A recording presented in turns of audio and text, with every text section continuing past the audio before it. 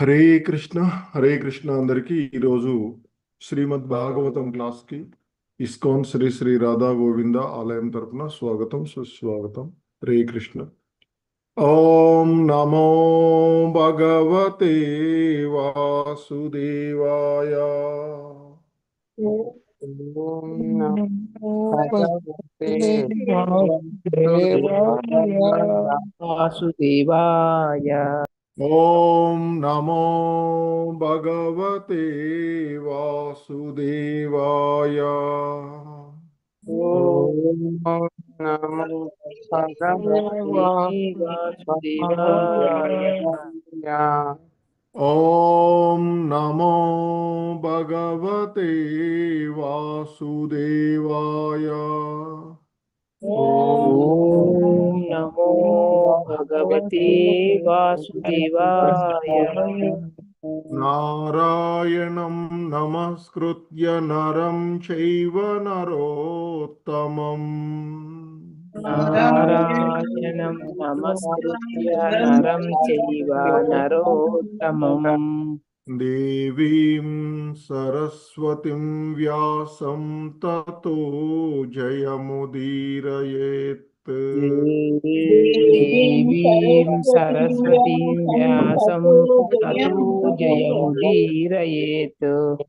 నష్టప్రాయేష్వభద్రేషు నిత్యం భాగవత సేవయా. నష్టప్రాయేష్వభద్రేషు నిత్యం భాగవత సేవయా. భగవతి ఉత్తమ శ్లోకే భక్తిర్భవతి నైష్టికీ.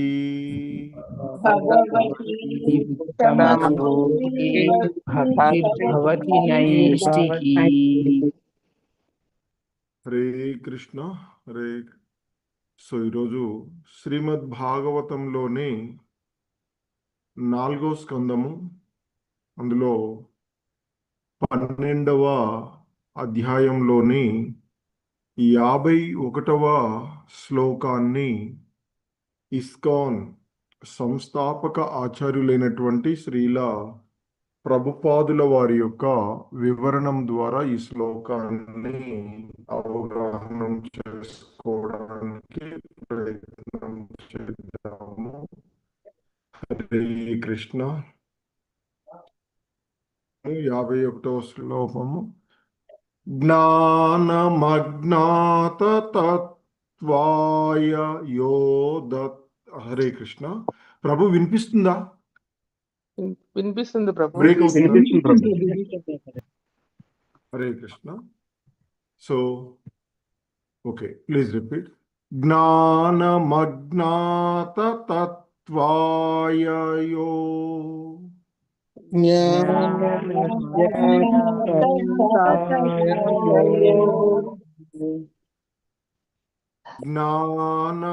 జ్ఞానమజ్ఞాత తత్వాయ. హరే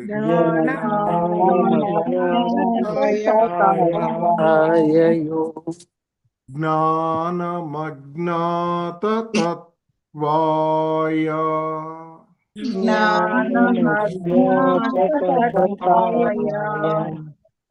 యో తద్యాత్ సత్పతే మృతం. యో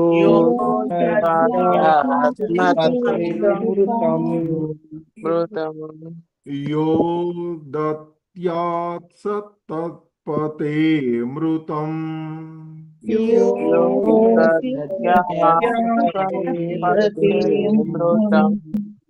యో దద్యాత్ సత్పతే మృతం.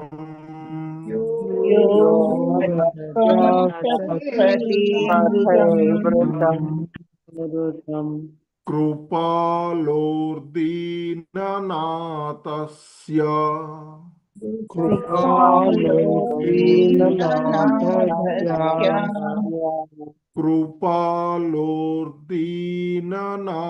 కృపాలోర్దీననాథస్య.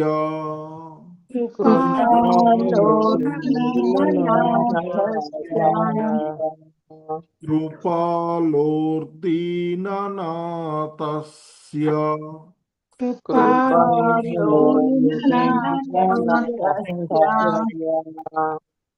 देवास्तस्यानुगृह्णते देवास्तस्यानुगृह्णते देवास्तस्यानुगृह्णते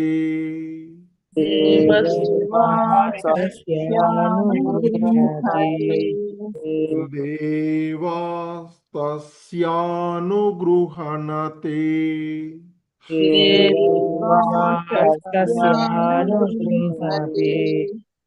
ज्ञानमज्ञाततत्त्वाय यो दद्यात् सत्तत्पते मृतम् ज्ञानमज्ञाततत्त्वाय यो दद्यात् सत्पते मृतम्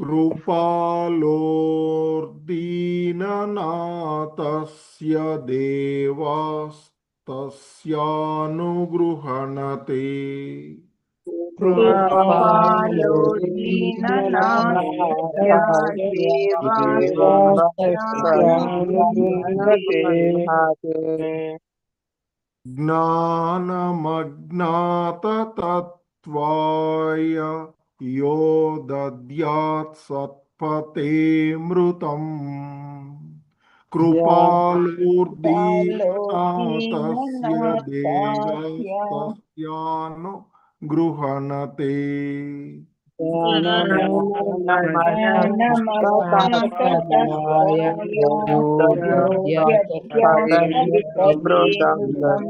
कृपालो दीननाथस्य देवास्तस्यानुगृह्णते। हरे कृष्ण। इंदुमती माताजी, माधवी नीलप माताजी। हरे कृष्ण प्रभु प्रणामालु। ज्ञानमज्ञाततत्त्वाय यो दद्यात् पथे मृतं कृपालोऽधीननाथस्य देवास्तस्यानुगृह्णते। हरे कृष्ण प्रभु। हरे कृष्ण प्रभु। ज्ञानमज्ञानतत्त्वाय यो दद्यात् सत्पथे मृतं कृपालोऽदीननाथस्य देवास्तस्यानुगृह्णते। हरे कृष्ण प्रभु। हरे कृष्ण। पद्मिनी वरदेवी दासी माताजी, श्रीनिवास सेविका माताजी। हरे कृष्ण प्रभु प्रणाम। ज्ञानमज्ञाततत्त्वाय यो दद्यात्सत्पथे मृतं कृपालो दीननाथस्य देवास्तस्यानुगृह्णते। हरे कृष्ण। धन्यवाद। हरे कृष्ण प्रभु जी, प्रणामाल प्रभु जी। ज्ञानमज्ञाततत्त्वाय यो दद्यात्सत्पथे मृतं कृपालोऽधीननाथस्य देवास्तस्यानुगृह्णते। धन्यवादाలు ప్రభుజీ। హరే కృష్ణ। हरे कृष्ण। रामांजनी माताजी, वैजयंती देवीदासी माताजी। हरे कृष्ण प्रभु जी, नमस्कारములు। జ్ఞానమజ్ఞాతతత్త్వాయ యో దద్యాతస్తత్పతే మృతం కృపాలోర్దీననాథస్య దేవాస్తస్యానుగృహ్ణతే। హరే కృష్ణ ప్రభు जी। हरे कृष्ण प्रभु। ज्ञानमज्ञाततत्त्वाय यो दद्यात्सत्पथे मृतं कृपालोऽधीननाथस्य देवास्तस्यानुगृह्णते। हरे कृष्ण CH लक्ष्मी माता जी, वसंतबाई माता जी। हरे कृष्ण प्रभु जी। ज्ञानमज्ञाततत्त्वाय यो दद्यत् सत्पदेऽमृतम् कृपालोर्थानाथस्य देवस्तास्त्यनुगृह्णते। हरे कृष्ण। హరే కృష్ణ ప్రభుజీ ప్రణామాలు. జ్ఞానమజ్ఞానతత్వాయ యో దద్యాతత్సత్పదేమృతం కృపాలోధీననాదస్య దేవతస్యానుగృహ్ణతే. హరే हरे कृष्ण शोभा रानी माता जी, बाल सरस्वती माता जी। హరే కృష్ణ ప్రభుజీ ప్రణామాలు. జ్ఞానమజ్ఞాతతత్వాయ యో దద్యాత్సత్పథేమృతం కృపాలోదీననాథస్య దేవాస్తస్యానుగృహతే. ధన్యవాదాలు ప్రభుజీ. హరే కృష్ణ ప్రభుజీ. జ్ఞానమజ్ఞానతత్త్వయ యోదాదస్య సత్పదేమృతం కృపాలోధీననాదస్య దేవసదాసానుగృహ్ణతే. हरे कृष्ण कोटेश्वरी माता जी, राजेश्वरी माता जी। हरे कृष्ण गुरुजी।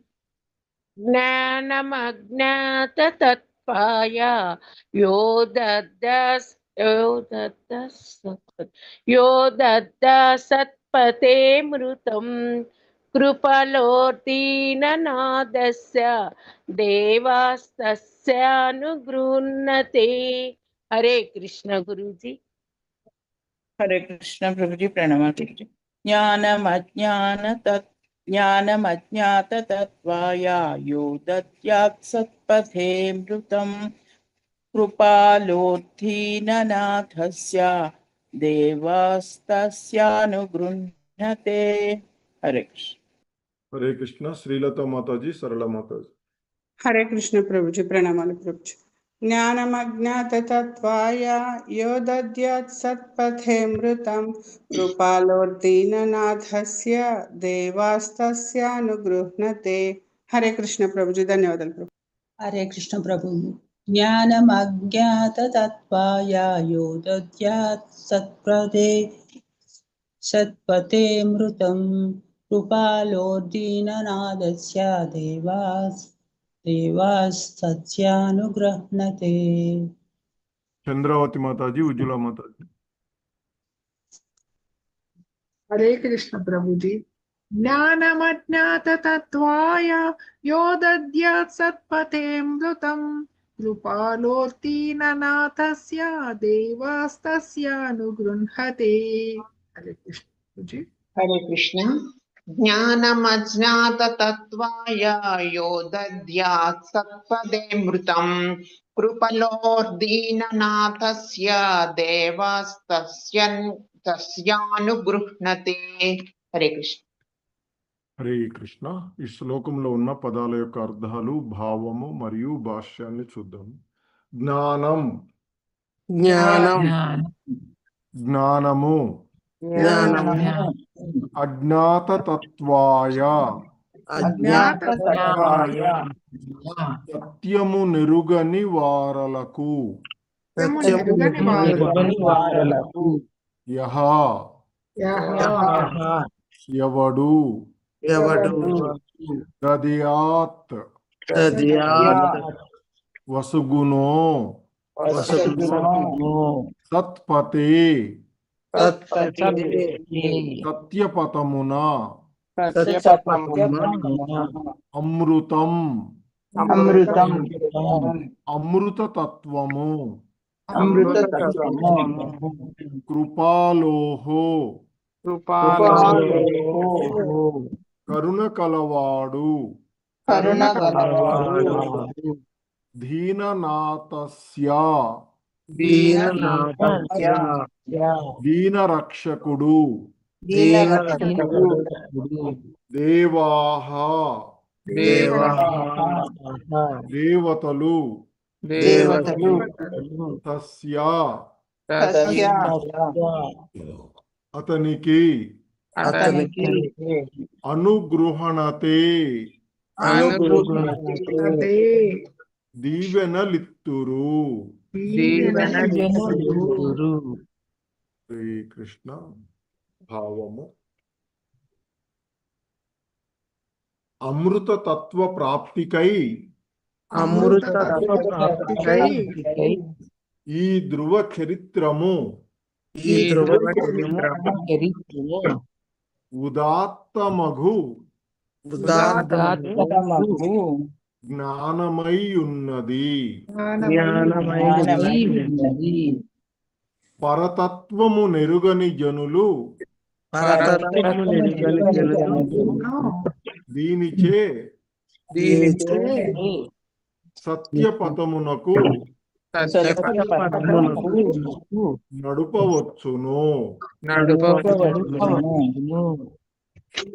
కృపాదృష్టి కలిగి కృపాదృష్టి దీనులగు జీవుల దీనులకు జీవుల రక్షణాభారమును రక్షణాభారమును స్వీకరించువారు స్వీకరించువారు దేవతల అనుగ్రహమును దేవతల అనుగ్రహమును ఆశీషులను ఆశీస్సులను అప్రయత్నముగా అప్రయత్నంగా పొందగలరు.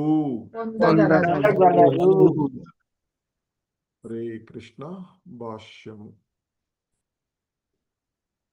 జ్ఞానం అజ్ఞాత అనగా దాదాపు ప్రపంచమంతటికి తెలియనట్టి జ్ఞానమని భావము.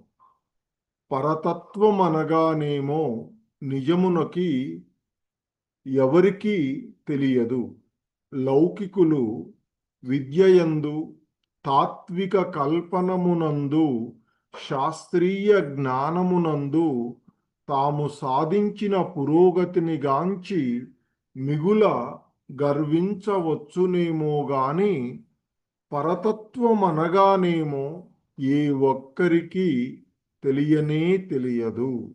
కనుకనే పరతత్వమును అంటే తత్వమును గూర్చి జనులకు బోధించుటకై శ్రీమద్భాగవత ఉపదేశములను భక్తులు ప్రపంచమంతటను ప్రచారము కావింపవలెనని మైత్రేయముని ఉపదేశించుచున్నాడు. పరతత్వమును గూర్చి జనులకు ఏమాత్రము తెలియదు కనుకనే శ్రీల వ్యాసదేవుడు ఈ ఆధ్యాత్మిక విజ్ఞాన శాస్త్రమును రచించెను. జనసామాన్యము యొక్క అజ్ఞానమును నివారించుటకే మహామునియగు వ్యాసుదేవుడు ఈ భాగవత పురాణమును రచించినని ప్రథమ స్కందము ఆరంభమున తెలుపబడినది. జనులకు పరతత్వమును గూర్చి తెలియదు కనుకనే నారదుని ఉపదేశానుసారము వ్యాసదేవుడు దీనిని ప్రత్యేకంగా రచించెను. జనులు సత్యావగాహన యందు అభిరుచిని కలవారే అయినను సాధారణంగా కల్పనా విధానమును చేపట్టి ఎక్కువలో ఎక్కువ నిరాకార బ్రహ్మ భావన వరకు వత్తురు. కొద్దిమంది మాత్రము నిజముగా భగవానుని గురించి తెలుసుకొని యుందురు. జనులకు పరతత్వ జ్ఞానమును అనగా దేవదేవుని జ్ఞానమును గూర్చి తెలియజేయుటకే శ్రీమద్భాగవత కీర్తనము ప్రవచనము ప్రత్యేకంగా ఉద్దేశించబడినది. నిరాకార బ్రహ్మము హృదయస్థ పరమాత్ముడు పరమపురుషుడనడి తత్వముల నడుమ మూల భేదమేదియును లేనప్పటికీ పరమపురుషుని సాంగత్యమును బడిచెడి స్థితిని పొందనంత వరకు మనుజుడు నిజమైన అమృతతత్వమును పొందజాలడు. పతిత జీవుల ఎడ కరుణను కలిగినట్టి విశుద్ధ భక్తులు కృపాళువు లనబడుదురు. శ్రీమద్ భాగవత జ్ఞానమును వారు ప్రపంచమంతటను ప్రచారము కావిస్తురు. దయార్ధ హృదయమును కలిగిన భక్తుడు దీననాథుడిని అంటే అమాయకులు అజ్ఞానులు అయిన జనులను రక్షకుడు అని పిలువబడును. శ్రీకృష్ణ భగవానుడు కూడా దీననాథుడని లేదా దీనబంధువని ప్రసిద్ధికెక్కినాడు. అతని విశుద్ధ భక్తుడు సైతము దీననాథుడనిడి అదే స్థానమున ఉన్నట్టివాడు. భక్తి యోగమును ప్రచారము చేయునట్టి ఆ దీననాథులు అంటే కృష్ణ భక్తులు దేవతలకు ప్రీతిపాత్రులగుదురు. సాధారణంగా జనులు భౌతిక లాభములను బడయుటకై దేవతారాధనమును ముఖ్యంగా శివుని యందు అభిరుచిని కలిగియుందురు. కానీ శ్రీమద్ భాగవతము వివరించిన రీతిగా భక్తి యోగమును ప్రచారము చేయుట యందు నియుక్తుడైన విశుద్ధ భక్తుడు వేరుగా దేవతలను అర్చించ అవసరము లేదు. ఆ దేవతలందరూ అతడి ఎడ అప్రయత్నంగా ప్రసన్నులై తమ శక్త్యానుసారము దీవెనలను ఇత్తురు. చెట్టు మొదలకు నీరు పోయుట ద్వారా పత్రములు శాఖలు అప్రయత్నంగానే ఆ నీరు అందినట్లు శ్రీకృష్ణుడి ఎడ విశుద్ధ భక్తిని కలిగిన భక్తుని పట్ల దేవతలందరూ, ఎందుకంటే భగవానుని కొమ్మలు రెమ్మలు వంటి వారు అప్రయత్నంగా ప్రసన్నులై సమస్త వరదానములనిత్తురు. హరే కృష్ణ. సో ఇది ఈరోజు శ్లోకమునకు ఇస్కాన్ సంస్థాపక ఆచార్యులైనటువంటి శ్రీల ప్రభుపాదుల వారి యొక్క వివరణం. హరే కృష్ణ. జగద్గురు శ్రీల ప్రభుపాద్ కీ జై. ఓం అజ్ఞానతిమిరాంధస్య జ్ఞానాంజనశలాకయా చక్షుర్మిలితం యేన తస్మై శ్రీ గురవే నమః. శ్రీచైతన్య మనోభీష్టం స్థాపితం యేన భూతలే స్వయం రూపః కదా మహ్యం దదాతి స్వపదాంతికం. వందేహం శ్రీగురు శ్రీయుతపదకమలం శ్రీగురూన్ వైష్ణవాంశ. శ్రీరూపం సాగ్రజాతం సహగణ రఘునాథాన్వితం తం సజీవం సాద్వైతం సావధూతం పరిజన సహితం కృష్ణ చైతన్యదేవం. శ్రీ రాధాకృష్ణ పాదాన్ సహగణ లలితా శ్రీ విశాఖాన్వితాంశ. నమో ఓం విష్ణుపాదాయ కృష్ణ ప్రేష్టాయ భూతలే శ్రీమతి భక్తి వేదాంత స్వామినితి నామిని. నమస్తే సారస్వతే దేవే గౌరవాణి ప్రచారిణే నిర్విశేష శూన్యవాది పాశ్చాత్యదేశ తారిణి. జయ నమో మహావదన్యాయ కృష్ణ ప్రేమ ప్రదాయతే కృష్ణాయ కృష్ణ చైతన్య నామ్నే గౌరిత్విషే నమః. हे कृष्णा करुणा सिंधु दीन बंधु जगतपते गोपेश गोपिका कांत राधा कांत नमोस्तुते.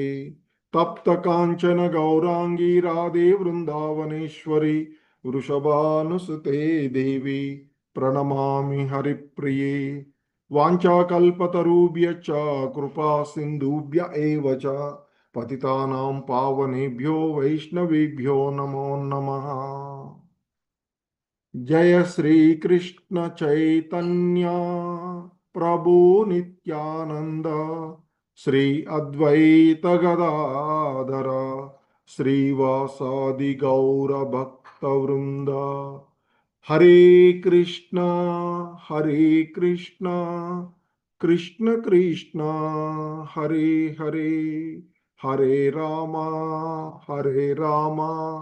రామ రామ హరే హరే.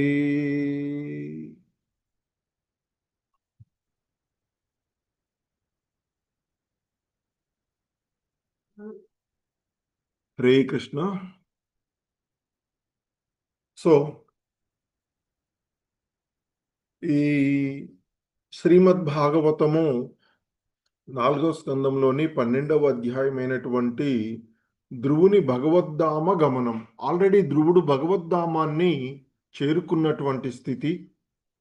అంటే భగవంతుడు ధ్రువునికి ఇచ్చినటువంటి ప్రత్యేక లోకమైనటువంటి స్థిర లోకమైనటువంటి ధ్రువలోకాన్ని ఆయన ఆల్రెడీ చేరుకుని ముక్త స్థితిలో ఆ భగవంతుని యొక్క సేవలో నియుక్తుడై ఉన్నటువంటి పరిస్థితి. అయితే ఆ విధంగా ధ్రువుడు భగవద్ధామాన్ని చేరుకున్న పిదప మరి ఇదంతా మనం విన్నాం కదా. ఇప్పటిదాకా ధ్రువుడు ఏ విధంగా తపస్సించారు, ఆయన గురువు ఎవరు, ఇవన్నీ కూడా ఆయన మరి ఎలా ఆ భగవంతుణ్ణి మెప్పించిన తర్వాత అతనికి ఏం లభించింది, ఇవన్నీ మనం విన్నాం. సో ఈ విన్నటువంటి ధ్రువ చరిత్ర వినడం వల్ల కలిగేటువంటి ఫలితాలను మైత్రేయ ముని విదురుడికి చెప్తూ ఉన్నాడు. ఎందుకంటే మరి విదురుడు అడిగాడు ఆ భగవంతుని భక్తుల యొక్క ఆ భగవంతుడు మరియు ఆ భగవంతుని యొక్క భక్తుల లీలలను వర్ణించమని అడిగాడు. అందుకే మైత్రేయ ముని ఆ విదురుడితో చెప్తాడు, ఓ విదురా, నీవు అడిగినటువంటి ఆ భగవంతుని యొక్క భక్తుల యొక్క యశస్సును చరిత్రను నేను వివరంగా వివరించానయ్యా. మరి సాధు మహాత్ములు కూడా భగవద్భక్తుల యొక్క మరి ఆ యశస్సు చరిత్రలో వినడానికి ఇష్టపడుతుంటారు. ముఖ్యంగా ఇక్కడ ప్రహ్లాదుడు, ధ్రువుని వంటి వీరి యొక్క యశస్సు చరిత్ర వినడానికి సాధు మహాత్ములు కూడా మరి వినడానికి మిగులు ఇష్టపడుతూ ఉంటారు. అటువంటి మరి ఆ ధ్రువ చరిత్రను నేను నీకు చెప్పాను. ఈ ధ్రువ చరిత్రను వినడం వల్ల మనిషికి సంపద, యశస్సు, దీర్ఘాయువు, సమస్త కోరికలు కూడా పరిపూర్ణం చేసుకోవచ్చు. మరి ఇది మంగళదాయకమైనది కావడం చేత శ్రవణం చేసినటువంటి వాడు స్వర్గలోకాలకు వెళ్తాడు. ఒక్కొక్కసారి ధ్రువలోకానికి కూడా వెళ్ళే అవకాశం ఉంటుంది అంటూ ఈ ధ్రువ చరిత్రను వినేవాడు శ్రద్ధ భక్తులతో మరి విశుద్ధ స్వభావమును అవగతం చేసుకోవడానికి మరలా ప్రయత్నించేటువంటి వాడికి కూడా మరి ఆ భౌతిక జీవనం యొక్క త్రివిధ క్లేశాలు కూడా నశించిపోతాయి.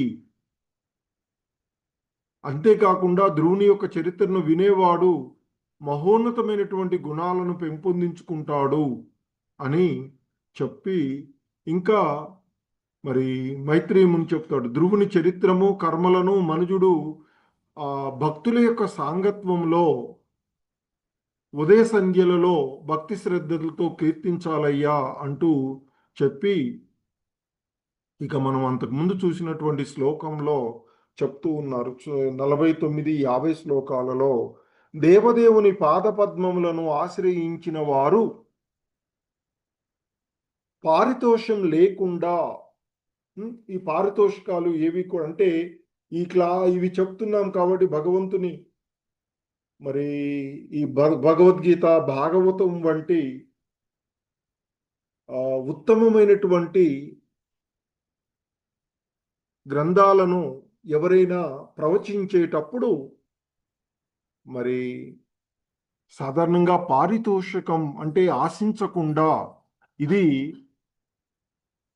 మరి ఈ అమాయక జనులైనటువంటి పతితాత్ములను ఉద్ధరించే విధంగా ఇది దోహదపడాలి అనేటువంటి ఉద్దేశంతోనే చెప్పాలి తప్ప మరి దీనిని ఏదో పొట్టకూటి కోసము అని, లేదా నేను సంపాదించి కూడబెట్టి చెయ్యాలి అనేటువంటి భావనలతో చెప్పరాదు. కనుకనే ఆ భగవంతుని యొక్క భక్తులైనటువంటి వారు, అంటే ఆ దేవదేవుని యొక్క పాదపద్మాలను ఆశ్రయించినటువంటి వారు ఎవరైనా ఎటువంటి పారితోషికమును ఆశించకుండా ధ్రువ చరిత్రను కీర్తించవలెను. అలాగే ఈ ధ్రువ చరిత్రని పౌర్ణమి యందు, అమావాస్య యందు, ద్వాదశి యందు, శ్రవణ నక్షత్రము యందు, అలాగే ఒక ప్రత్యేక తిథి అంతమునందు, వ్యతిపాతమునందు, మాసాంతమునందు, లేదా ఆదివారమునందు దీనిని కీర్తించవలెను. అట్టి కీర్తనము శ్రద్ధావంతులైనటువంటి శ్రోతల సన్నిధిలో, అంటే సాధు సాంగత్యం యొక్క ప్రాముఖ్యతను కూడా చెప్తూ, ఎటువంటి వ్యాపార ధోరణి లేకుండా ఇది చర్చించబడాలి భక్తుల మధ్య. అలాగే అమాయక జనులకు ఈ ధ్రువ చరిత్రను చెప్పడం వల్ల వాళ్ళు కూడా పుణ్యాన్ని పొంది ఆధ్యాత్మిక జ్ఞానాన్ని పొందుతారు. కనుక అటువంటి వారికి దీనిని తెలియచేయాలి అని చెప్పబడుతూ ఉన్నటువంటిది చూసాం. సో ఆ క్రమంలోనే ఇంకా మైత్రేయ ముని చెప్తున్నారు, జ్ఞానమజ్ఞాత తత్వాయ యో దద్యాత్ సత్పతేమృతం కృపాలోర్దీననాథస్య దేవాస్తస్యానుగృహణతే.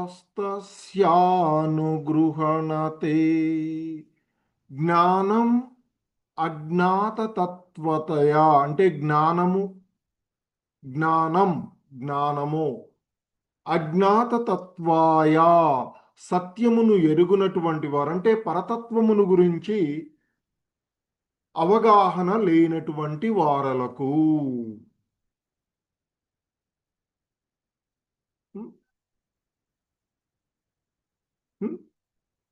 యా దద్యాత్ సత్పతే, ఎవడైతే ఈ సత్యపథమును, అంటే ఆ పరతత్వం యొక్క మార్గాన్ని, ఎటువంటిది ఇక్కడ అమృతతత్వమైనటువంటిది. సో ఇంకా చెప్తున్నారు, కృపాలో దీననాథస్య, కరుణ కలిగినటువంటి వాడు, దీననాథస్య, దీన రక్షకుడు అయినటువంటి, అంటే ఆ భగవంతుడు దీనుల రక్షకుడుగా ఉన్నటువంటి ఆ భగవంతుడుని గురించి ఇక్కడ ఇంకా చెప్తున్నారు, దేవాస్తస్య అనుగృహణతే, దేవతలు కూడా అతనికి అంటే దీవెనలు ఇస్తారు. అంటే ఎవరైతే శాశ్వత తత్వాన్ని పొందడాని కోసం ఈ ధ్రువ చరిత్రము ఉదాత్తమగునటువంటి జ్ఞానమై ఉన్నది అని చెప్తున్నారు. ఎందుకంటే స్థిర భక్తిని ఎలా కొనసాగించాలి, మరి వయస్సుతో సంబంధం లేకుండా ఏ విధంగా భక్తిని కొనసాగించాలి, మరి ఆ ఆధ్యాత్మిక జ్ఞానం పొందిన తర్వాత భౌతికమైనటువంటి విషయాలన్నీ కూడా తృణపాయమైనటువంటివి అని తెలుసుకునేటువంటి జ్ఞానం కదా. మరి మంత్రదీక్ష యొక్క ఫలితం, ఆధ్యాత్మిక గురువు ఆశ్రయం యొక్క ఫలితం, ఇవన్నీ కూడా ఈ ధ్రువ చరిత్రలో ఉన్నటువంటివి. సో కనుకనే ఈ ధ్రువ చరిత్రము ఉదాత్తమగు జ్ఞానమై ఉన్నది అని చెప్తూ ఉన్నారు. మరి ఎవరికైతే ఆ పరతత్వము, అంటే భగవంతుని యొక్క తత్వాన్ని తెలుసుకోలేరో అటువంటి జనులకు ఈ ధ్రువ చరిత్రను తెలియచేయడం ద్వారా వారు ఆ పరతత్వ మార్గము వైపుకు, అంటే సత్య పథము వైపుకు, సత్య మార్గము వైపుకు వారు పయనించేటువంటి అవకాశము ఉంటుంది. ఎందుకంటే కృపాదృష్టి కలిగిన దీనులగు జీవులు, అంటే కృపాదృష్టి కలిగిన దీనులగు జీవుల రక్షణాభారమును స్వీకరించేవారు దేవతల అనుగ్రహమును, ఆశీస్సులను అప్రయత్నంగానే పొందగలుగుతారు అంటూ చెప్తున్నారు. ఇక్కడ దేవతలు మరి ఆ భగవంతుని యొక్క కార్యనిర్వాహక వర్గంగా చెప్పబడింది. ఎలాగైతే ఒక చెట్టు ఉంటుందో, చెట్టు యొక్క కొమ్మలు రెమ్మలు లాగా ఈ దేవతలందరూ కూడా ఇక్కడ శ్రీల ప్రభుపాదుల వారు వారి యొక్క భాష్యంలో వర్ణించినటువంటిది. మరి అటువంటి కొమ్మలకు రెమ్మలు, ఆ చెట్టు మంచిగా పెరుగుతూ ఉన్న చెట్టుకు నీళ్లు పోస్తూ ఉంటే అవన్నీ కూడా మంచిగా సంతసించి ఏం చేస్తాయి, ఫలాలను ఇస్తూ ఉంటుంటాయి కదా. ఆ ఫలాలను ఇచ్చేటువంటి ఆ కొమ్మలు, ఆకులు, రెమ్మలు ఇవన్నీ మరి మాకు ఆకులకైనటువంటి మాకు పోయలేదు కదా నీరు అని చెప్పేసి, నువ్వు చెట్టు మొదల్లో పోసావు కాబట్టి మా దగ్గర ఉన్నటువంటి పండ్లను మీరు తీసుకోవద్దు అని అనవు. అలాగే దేవతలు కూడా ఆ భగవంతుని యొక్క కార్యనిర్వాహక వర్గమై ఉన్నారు. అందుకే మనకి భగవద్గీతలో చెప్తారు, దేవదేవుడు సృష్టి ప్రారంభములో ఈ భౌతిక తత్వాన్ని, దేవతలను, మానవులను సృష్టించారు. మీరంతా పరస్పర సహకారంతో సుఖమయమైనటువంటి జీవనాన్ని గడపండి అని ఆయన దీవించాడు అని చెప్తారు. సో కనుకనే మరి మన కర్తవ్యాలను మనం సక్రమంగా నిర్వర్తించినప్పుడు దేవతలు కూడా దానికి సంతసించి మనకి సహకారం అందిస్తారు. ఎప్పుడు మరి ఏంటి మన యొక్క స్వధర్మం, మన కర్తవ్యం? ఆ భగవంతుని పాదపద్మములను ఆశ్రయించుట. సో కనుక భగవంతుని యొక్క పాదపద్మాలను ఆశ్రయించినటువంటి వారి ఎడ మిగతా దేవతలందరూ కూడా సహజ సిద్ధంగానే మరి ఆశీస్సులు అందిస్తారు అని చెప్తూ ఉన్నారు. ఎందుకంటే అవన్నీ కూడా తాము స్వతంత్రులమని ఎప్పుడూ భావించవు. ఉదాహరణకి మనం చూద్దాం, ఒక చెట్టు కొమ్మను చెట్టు నుండి కట్ చేసామనుకోండి, ఆ కొమ్మ ఎండిపోతుంది తప్ప పచ్చదనాన్ని కలిగి ఉండదు, దాని యొక్క శోభ ఉండదు, దాని యొక్క యశస్సు ఏది కూడా ఉండదు. సో ఆ విషయాన్ని అవి చాలా జాగ్రత్తగా ఎరిగి ఉంటాయి. సో దేవతలు కూడా మరి ఆ విషయాన్ని, ఎందుకంటే మనకంటే ఉన్నతమైనటువంటి స్థితిలో ఉన్నటువంటి వాళ్ళు, త్రిగుణాలకు కొంతవరకు అతీతులుగా ఉండేటువంటి వారు, కొంత పరిస్థితి, పూర్తిగా కాదు. భగవంతుని యొక్క మాయను అధిగమించడం అనేటువంటిది మిగతా వాడికి ఎవరికి సాధ్యం కాదు, ఒక భక్తుడికి తప్ప. సో కనుక వారు ఆ విషయాన్ని తెలుసుకొని ఉన్నటువంటి వాళ్ళు కనుక వారు ఆ దేవదేవుణ్ణి ఆశ్రయించినట్లయితే వాళ్ళందరూ కూడా ఆనందపడతారు.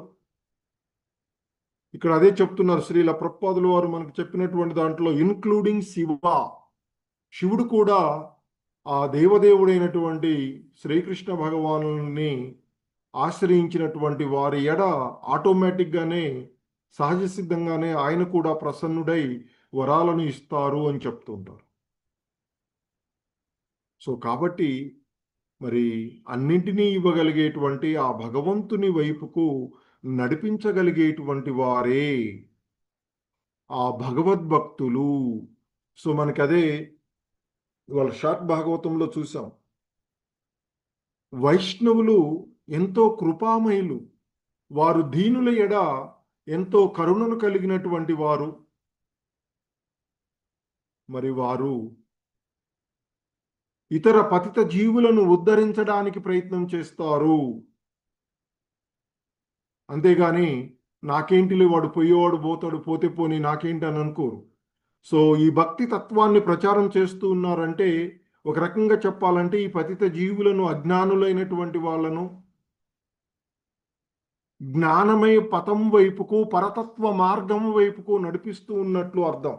సో కనుక వీలైనంత వరకు మరి భక్తులు అని చెప్పుకునేటువంటి వాళ్ళు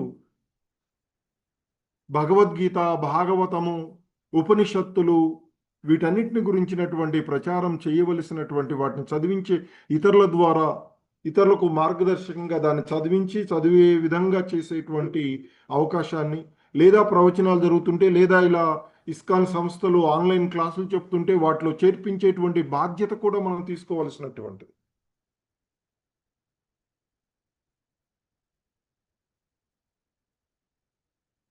ఇక్కడ శ్రీల ప్రభుపాదుల వారు చెప్తూ ఉన్నారు భాష్యంలో, జ్ఞానం అజ్ఞాత అనేటువంటి జ్ఞానమజ్ఞాత అనేటువంటి పదాన్ని ఇక్కడ ఆయన వివరిస్తూ ఉన్నటువంటి సందర్భంలో జ్ఞానం అజ్ఞాత అంటే దాదాపుగా ప్రపంచమంతటికి తెలియనట్టి జ్ఞానమని భావము. జ్ఞానం అజ్ఞానం. ఈ జ్ఞానం తెలియదు. ఏ జ్ఞానం? పరతత్వ జ్ఞానం. ఏంటా పరతత్వము అంటే? పరతత్వం అనగానేమో నిజమునకు ఎవరికీ తెలియదు. ఈ లౌకిక జనులు విద్య యందు గాని, లేదా తాత్వికమైనటువంటి కల్పనల యందు గాని, లేదా శాస్త్రీయ సైంటిఫిక్ నాలెడ్జ్లో కానీ మేము పొందినటువంటి దానికి ఎంతో గర్వించవచ్చు. నేను ఎంఎస్సి చేశాను, లేదా పిహెచ్డి చేసి డాక్టరేట్ పొందాను అనేటువంటి గర్వం పొందవచ్చు. లేదా కొన్ని పబ్లికేషన్ చేశాను, లేదా నేను ఈ ఆర్టికల్ దీనికి రాశాను, దీనికి బాగా స్పందన వచ్చింది నాకు, లేదా నేను దీన్ని ఇన్వెంట్ చేశాను అనేటువంటి భావనలో ఉండవచ్చు సైంటిస్టులు కానీ, శాస్త్రజ్ఞులు వీళ్ళంతా. ఇవన్నీ కూడా తాత్కాలికమైనటువంటి అంశాలే. కనుక పరతత్వమును గూర్చి జనులకు బోధించుటకై శ్రీమద్ భాగవత ఉపదేశములను భక్తులు ప్రపంచమంతటా ప్రచారము కావించవలెనని మైత్రేయుని ముని యొక్క ఉపదేశము అంటూ చెప్తూ ఉన్నారు ఇక్కడ మనకి.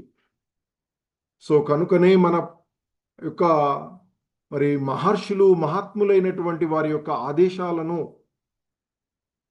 పాటిస్తూనే మన పూర్వ ఆచార్యులైనటువంటి వారు, మన గోస్వాములు, సనాతన గోస్వామి, రూప గోస్వామి, అలాగే మన ఆచార్యులైనటువంటి శ్రీల ప్రభుపాదుల వారు, వారి ఆచార్యులైనటువంటి భక్తి సిద్ధాంత సరస్వతుల వారు, వారి తండ్రి గారైనటువంటి భక్తి వినోద ఠాకూర్ల వారు, వీరంతా కూడా ఈ భగవద్గీత, భాగవతం ఈ అమాయక జనులు, మనలాంటి అమాయకుల కోసం ప్రాచుర్యంలోనికి తీసుకొచ్చినటువంటి వారు. సో ఇవాళ శ్రీల ప్రభుపాదులు వారు ఇస్కాన్ సంస్థను స్థాపించడం ద్వారానే ప్రపంచవ్యాప్తంగా భగవద్గీత, భాగవతం గురించి జనులు చర్చించుకునేటువంటి అవకాశం లభిస్తుంది.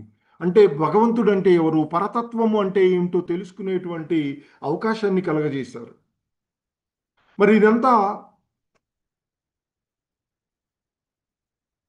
కలగజేయడానికి పూర్వము మనకున్నటువంటి వారిలో ఆ పరతత్వమును గురించి ఏమాత్రమూ తెలియదు.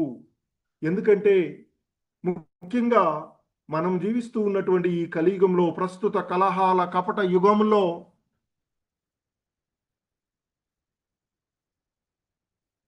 ఆ పరతత్వమును గూర్చి జనులకు ఏమాత్రమూ తెలియదు కలి ప్రభావం వల్ల.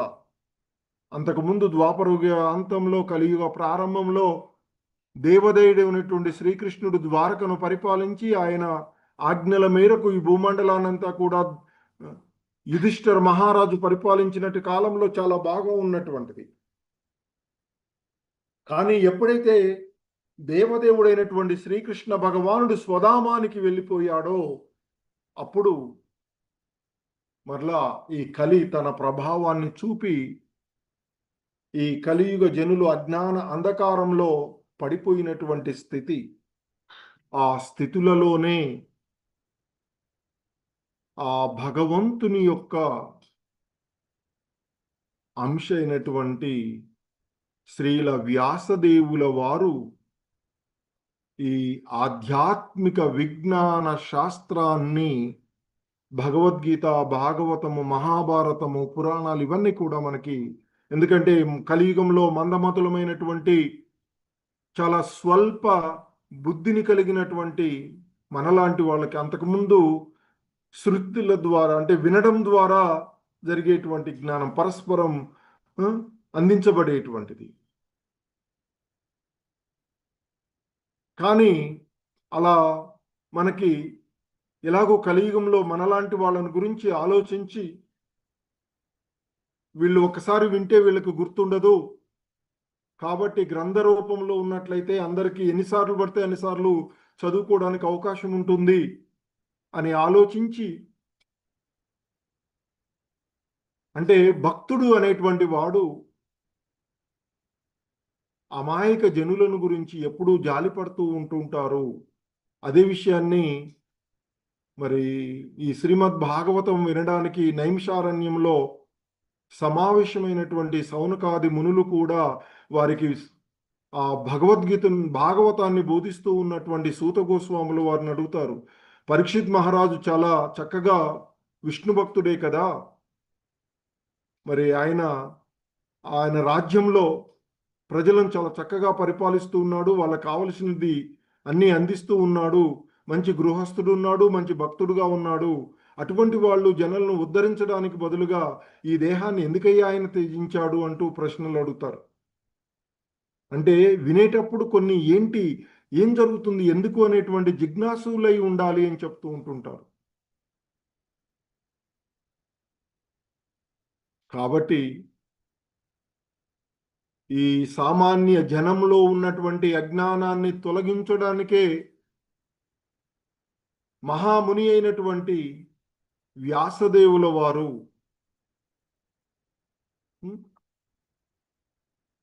శ్రీమద్ భాగవత పురాణమును రచించారు అని మనకి ప్రారంభంలోనే భాగవతం చదివేటప్పుడు ప్రారంభంలోనే చెప్పబడినటువంటి విషయం.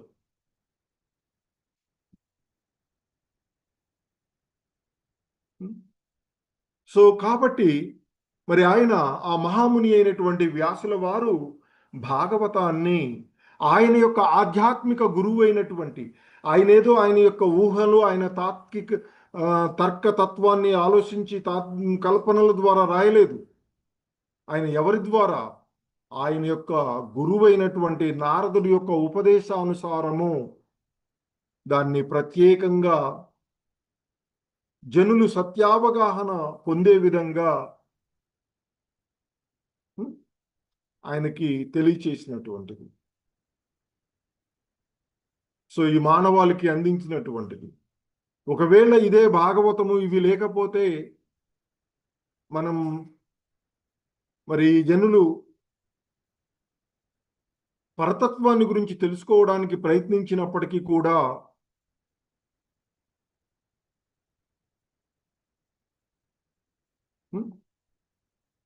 మరి ఈ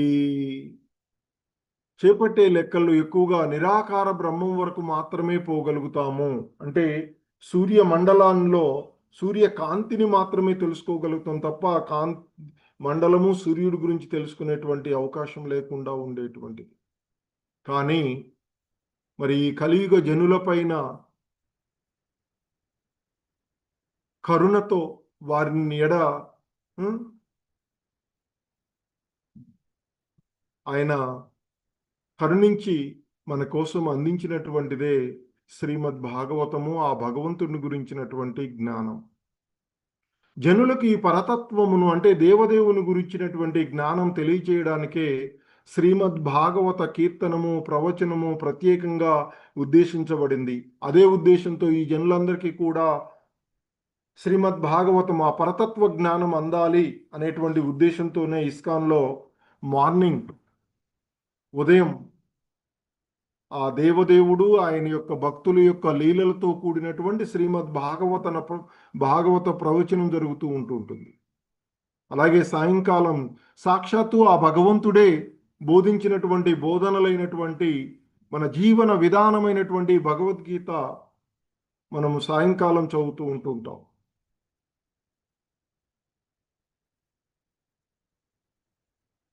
సో నిరాకార బ్రహ్మమును, హృదయస్థ పరమాత్ముడు, పరమపురుషుడు అనేటువంటి ఆ తత్వాల మధ్య భేదం లేకపోవచ్చు. ఎందుకంటే భగవంతుడికి, భగవన్నామానికి, భగవంతుని యొక్క లీలలకు, ఆయన యొక్క చరిత్రకు ఎలాగో భేదం లేదో అలాగే ఆయన యొక్క ఆ పరతత్వం అనుభూతి 3 రకాలుగా ఉండేటువంటిది. నిరాకార బ్రహ్మము, పరమాత్ముడు, భగవానుడు, పరమపురుషుడు. ఈ మూడింటి మధ్య భేదం లేకపోయినప్పటికీ కూడా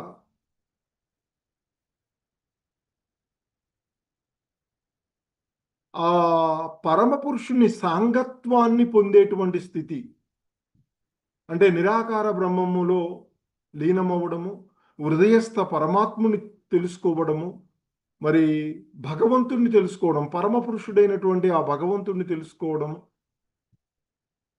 ఉండేటువంటి వాటిలో ఆ పరమపురుషుడితో ఉండేటువంటిది వేరు కదా. ఎందుకంటే సూర్యకాంతిలో ఉండడం, సూర్య వాతావరణంలో ఉండడం, సూర్యుడి దగ్గరే ఉండడంలో తేడా ఉంటుంది కదా. అవన్నీ ఆయనకే చెందినవి అయినప్పటికీ కూడా, ఎందుకంటే ఆయన సంపూర్ణుడు కనుక ఆయనకు సంబంధించింది ఏదైనా సంపూర్ణమే, మనకి ఈశోపనిషత్తులో చెప్పినట్లుగా.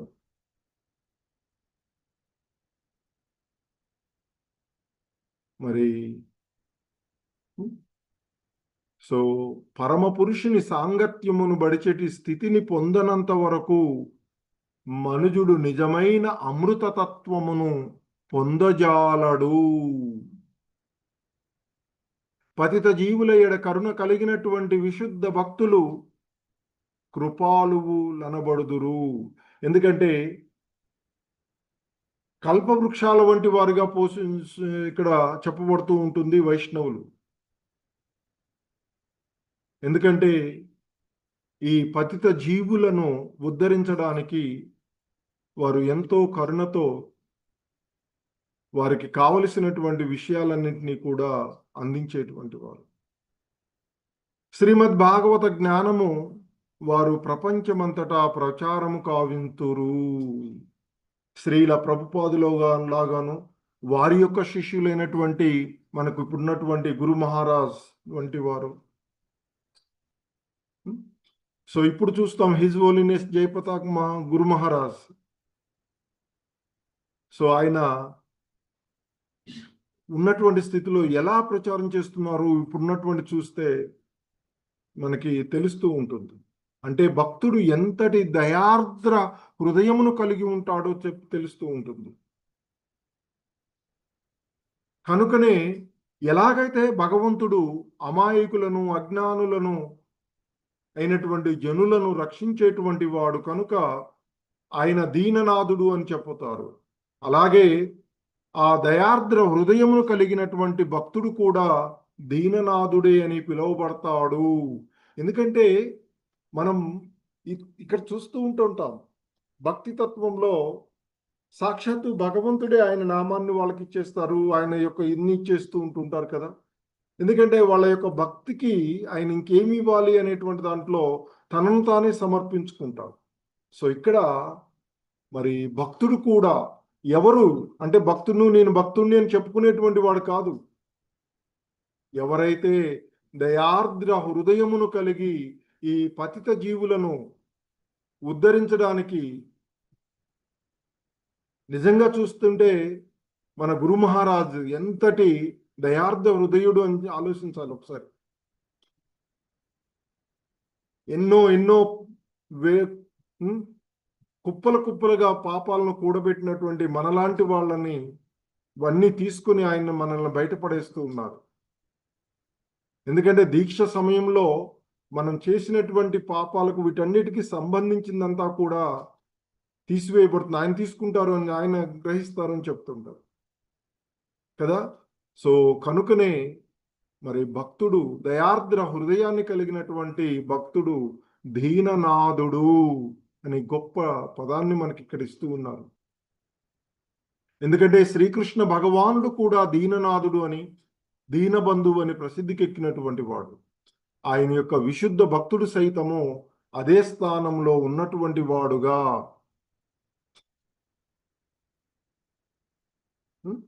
భక్తి యోగమును ప్రచారం చేయునట్టి ఆ దీననాథులు కృష్ణ భక్తులు దేవతలకు కూడా ప్రీతిపాత్రులగుదురు. శ్రీల ప్రభుపాదుల వారు, వారి గురువు గారైనటువంటి భక్తి సిద్ధాంత సరస్వతుల వారు, శ్రీల ప్రభుపాదుల వారి శిష్యులైనటువంటి మన గురు మహారాజు వంటి వారు, వీళ్ళంతా కూడా దేవతలకు ఎంతో ప్రీతిపాత్రులు. వారి యొక్క సాంగత్వము, వారి యొక్క అనుగ్రహము, వారి యొక్క బోధనల వల్ల మనం ఏమాత్రము ఆచరించగలిగినా అది మనకు కూడా వారి యొక్క కృప లభిస్తుంది. కనుక భక్తియుతమైనటువంటి సేవలో మరి ఈ భగవద్గీత భాగవత ప్రచారంలో నెక్స్ట్ బ్యాచ్ స్టార్ట్ అవుతుంది 61 కదా. సో ఆ బ్యాచ్కి మనమందరం మన కృషిగా భగవద్గీత భాగవతాల క్లాసులు వినడానికి అందరినీ వీలైనంత వరకు ప్రచారం చేయవలసిందిగా చెప్తూ, సో అలాగే శ్రీమద్ భాగవతంలో వివరింపబడిన రీతిగా భక్తి యోగం ప్రచారం చేయుట యందు నియుక్తుడైనటువంటి విశుద్ధ భక్తుడు వేరుగా దేవతలను అర్చించవలసిన అవసరం లేదు. ఆ దేవతలందరూ అతని ఎడ అప్రయత్నంగానే ప్రసన్నులై తమ శక్త్యానుసారము దీవెనలిత్తురు. చెట్టు మొదలకు నీరు పోయుట వల్ల ద్వారా పత్రములు శాఖలు అప్రయత్నంగా నీరందినట్లు శ్రీకృష్ణుడి ఎడ విశుద్ధ భక్తిని కలిగినటువంటి భక్తుని పట్ల దేవతలందరూ కూడా అప్రయత్నంగానే ప్రసన్నులై వరదానములు దిత్తురు అంటూ శ్రీల ప్రభుపాదులు వారు చెప్తూ ఉన్నారు. హరే కృష్ణ. జగద్గురు శ్రీల ప్రభుపాద్ కీ జై.